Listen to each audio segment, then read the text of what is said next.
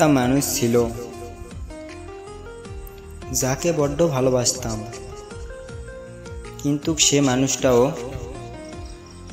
সময়ের সাথে সাথে পরিবর্তন হয়ে গেছে।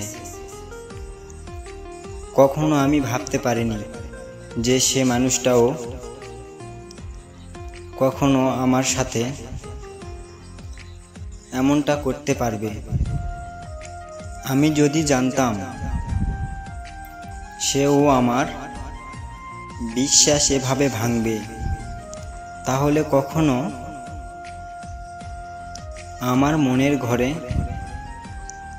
কখনো স্থান দিতাম না তারে। এটাই সত্য যে তাকে কখনো আমি ভুলতে পারবো না।